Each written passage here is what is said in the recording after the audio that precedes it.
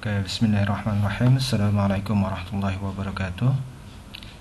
Pada video sebelumnya saya sudah membahas bagaimana cara kita menyelesaikan latihan yang ada di dalam buku Douglas Montgomery ya, judulnya Design and Analysis of Experiments, yang diterbitkan di New York tahun 2004. Buku ini sangat populer ya kalau kita ingin mempelajari desain dan analisis penelitian.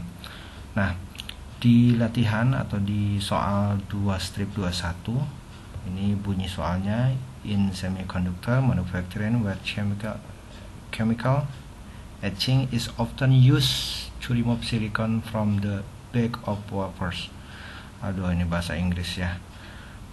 Saya kalau bahasa Inggris ada kesulitan, makanya saya pakai Google Translate, dan ini versi bahasa Indonesia yang sudah saya otak-atik sedikit ya biar lebih enak dibacanya. Dalam pembuatan semikonduktor, ETSA ini adalah proses kimia ya. Itu kalau dicari di Google itu artinya penggilingan kimia. Seperti apa saya juga nggak tahu ya. Ini digunakan untuk menghilangkan silikon dari bagian belakang wafer ya, sebelum metalisasi. Wafer itu apa juga saya nggak tahu ya. Kecepatan ETSA ini di Google Translate etching itu yang tadi ya diartikan dengan ETSA ya, merupakan karakteristik penting dari proses ini. Dua solusi ETSA yang berbeda sedang dievaluasi. 8 wafer dipilih secara acak telah dietsa di setiap larutan, dan tingkat ETSA yang diamati adalah mil per menit. Jadi ini adalah mil per menit ya, satuannya itu mil per menit, ditunjukkan di bawah ini. Dan ini adalah solusi yang pertama, dan ini solusi yang kedua. Nah, pertanyaannya, apakah data yang ditunjukkan pada klaim kedua solusi di atas, nilai rata-rata ETSA-nya yang sama adalah valid? Maksudnya kedua-duanya itu ada valid apa enggak gitu ya. Kemudian gunakan alfa 0,05 dan asumsikan varians yang sama. Kemudian temukan interval kepercayaan 95% pada perbedaan dalam tingkat rata-rata. Gunakan plot probabilitas normal untuk menyelidiki kecukupan asumsi normalitas dan varian yang sama. Kalau kita baca pertanyaan ini, sebenarnya kita diminta untuk melakukan uji pada data yang ada ini, dua data ini ya. Uji apa? Ya, uji yang biasa dilakukan di dalam penelitian, uji persyaratan namanya uji persyaratan analisis ya, kalau tidak salah ya namanya uji persyaratan analisis. Nah, uji persyaratan ini itu kan ada juga yang menyebutnya uji asumsi dasar ya, uji asumsi dasar. Nah, untuk uji asumsi dasar ini kan ada 3, ada normalitas, homogenitas, linearitas ya. Normal itu dilihat apakah dia berdistribusi normal atau tidak. Homogenitas itu dilihat variannya itu sama atau tidak ya. Oke. Kemudian ada linearitas. Nah, untuk untuk homogenitas, nah ini kita bisa penyelesaiannya ya, penyelesaiannya ya. Oke. Apakah data menunjukkan klaim kedua solusi memiliki nilai rata-rata ETSA yang sama atau adalah valid ya, adalah valid. Gunakan 0,05 dan asumsi varian yang sama. Cepetan. Oke, ya. Di sini ada hasil analisis SPSS ya, 20. Oke, sebelum masuk ke pembahasan hasil pengolahan melalui IBM SPSS 20 ini, nah, dari mana ini didapatkan? Oke, jadi uji asumsi varians yang sama atau uji homogenitas itu didapatkan dengan melakukan comparement ya. Jadi Ini kan yang diuji rata-rata ya, uji beda rataan, uji beda rataan, ya. Uji perbedaan rata-rata maksudnya. Nah, ini langsung sajalah kita praktekkan ya. Jadi karena termasuk uji rataan atau uji perbedaan rata-rata. Nah, ini saya akan coba praktekkan. Pertama kali kita masukkan dulu ya datanya. Oke, ini variabelnya. Nah, karena kita akan melakukan analisis complement dengan menggunakan independent sample t-test ya, sample t-test. Kenapa kita menggunakan complementnya yang independent sample t-test gitu ya? Kenapa digunakan itu? Karena ini kan kalau kita lihat soal, ini ada dua datanya itu terpisah, tidak saling terkait ya, jadi datanya itu independen, tidak berhubungan. Data yang pertama dengan data yang kedua itu tidak berhubungan, maksudnya tidak ada keterkaitan ya. Ini sama halnya dengan data kelas A dengan data kelas B ya, ini nggak ada keterkaitan. Kalau yang di 2 strip 17 yang waktu kemarin yang sebelumnya kita bahas, itu kan ada keterkaitan. Karena ini tidak ada keterkaitan, tidak ada ketergantungan, maka data yang ada di sini adalah data independen. Karena dia data independen, maka uji yang kita gunakan adalah uji complement, uji rataan, tapi uji rata-rata, tapi yang kita gunakan adalah independen ya, independen. Oke.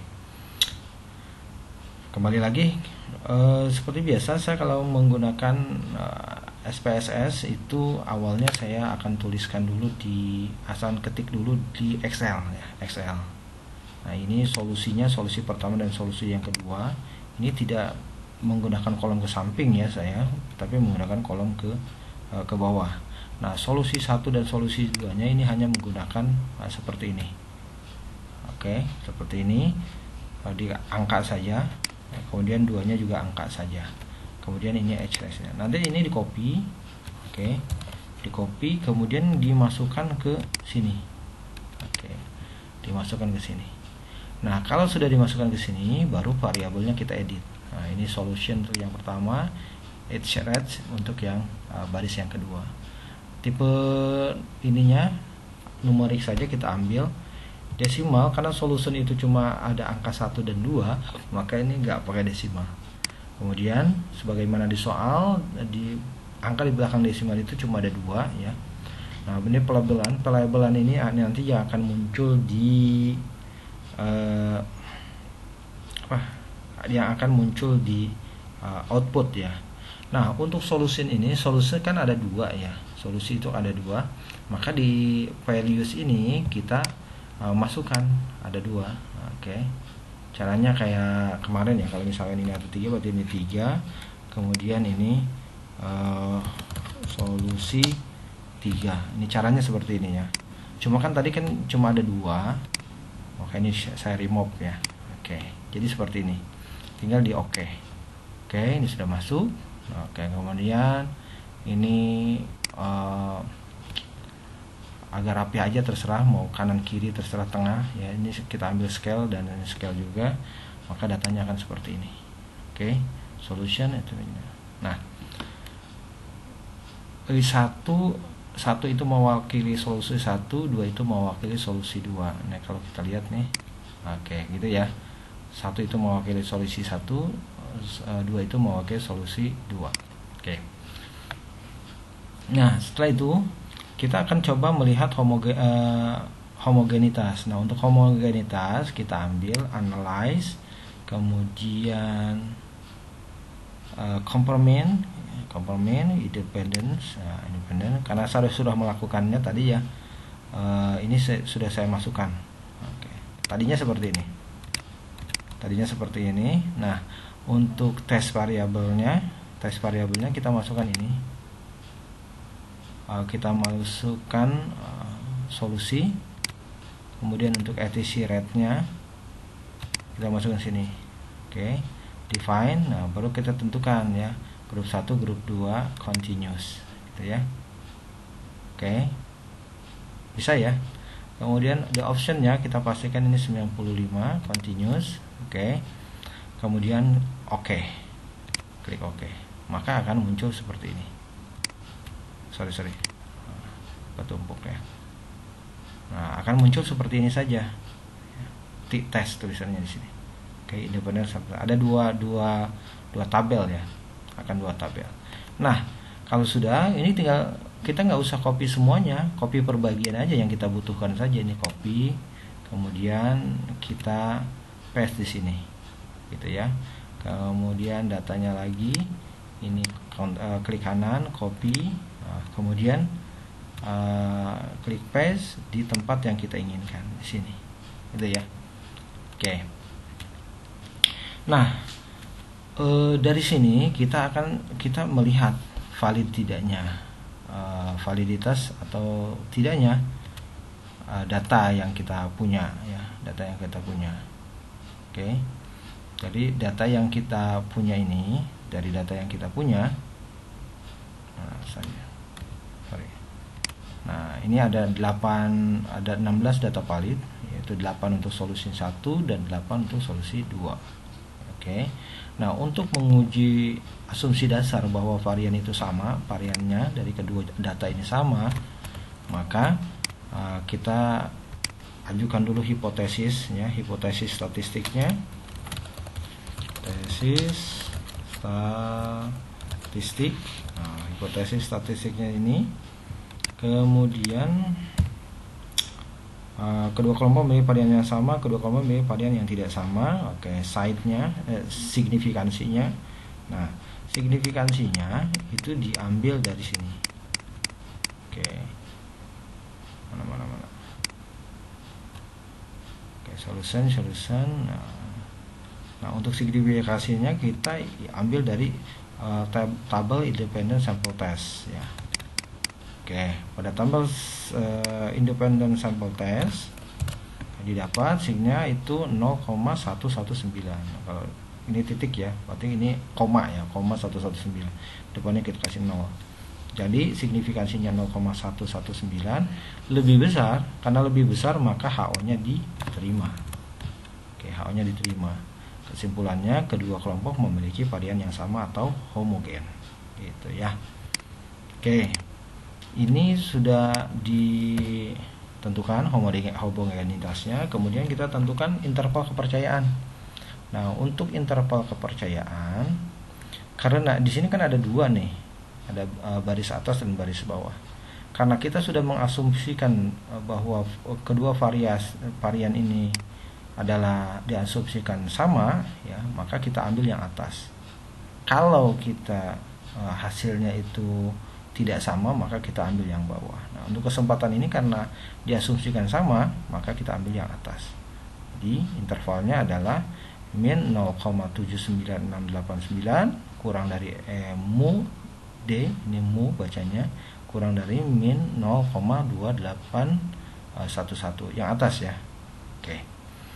Sudah. Nah, sekarang kita akan jawab yang C. Gunakan plot probabilitas normal untuk menyelidiki kecukupan asumsi normalitas dari varian yang sama.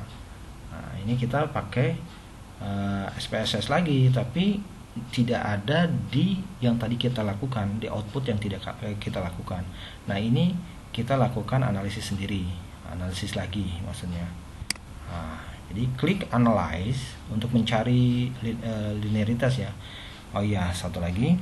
Nah, untuk mencari linearitas kan normalitas dan linearitas itu kan ada sendiri ya. Untuk normalitasnya bisa pakai Kolmogorov-Smirnov. Nah, kemudian untuk linearitasnya itu kan dia meminta plot probabilitas normal, plotnya saja. Jadi makanya kita sebagai kecukupan asumsi normalitas ya. Nah, jadi kita melakukan pengujian atau menggunakan SPSS sesuai dengan apa yang diminta oleh pertanyaan ini, gitu ya. Oke, Jadi yang kita gunakan adalah analyze, kemudian kita ambil descriptive statistik, kemudian klik explore. Oke. Nah, ini tadinya modelnya seperti ini. Tadinya modelnya seperti ini. Nah, dependent itu kan yang terikat, variabel terikat ya. Variabel terikatnya itu kan ini, kemudian faktor listnya ini. Oke, kemudian kita klik plot. Nah, kemudian ini kalau belum, karena saya pernah mengoperasikan ya, ininya sudah terchecklist, tapi kalau yang belum sama sekali biasanya ini masih kosong seperti ini, maka checklist continuous. Kemudian optionnya kita cek, oke lah. Kemudian ini ada pertanyaan, statistiknya mau ditampilkan nggak di output, apakah cuma plotnya saja atau keduanya, gitu. Terserah, mau statistiknya saja, plotnya saja, atau keduanya. Tapi kan kita yang dibutuhkan plotnya ini, gambarnya ya. Maka ini bisa pilihan ya, optional, bisa pilih plot saja. Kemudian oke. Nah, ini akan muncul. Nah, ini ada akan muncul dua tabel nanti. Nah, ini saya copy, nanti karena dibutuhkan untuk melihat dia normal atau tidak ya. Oke, saya copy di sini, paste di sini. Kemudian saya juga copy gambar plotnya ya. Plotnya itu yang kita lihat yang ini. Oke, di sini ada gambar, kalau tidak salah gambarnya itu ada 1, 2, 3, 4, ada 5 ya. Ada 5 gambar. Tapi yang kita pakai plotnya itu yang untuk menunjukkan bahwa dia itu linear. Ini plot yang pertama dan yang kedua. Oke, plot yang pertama itu untuk solusi 1, data solusi 1, dan plot yang kedua untuk data solusi 2. Gitu. Tinggal di copy, di paste di sana. Jadi dua ini aja yang kita ambil. 3 bersama tabel test of normality ya. Oke. Selanjutnya ini kan dimasukkan ke sini ya. Kemudian kita gunakan hipotesis penelitian. Hipotesisnya menggunakan uji yang ada di SPSS ya.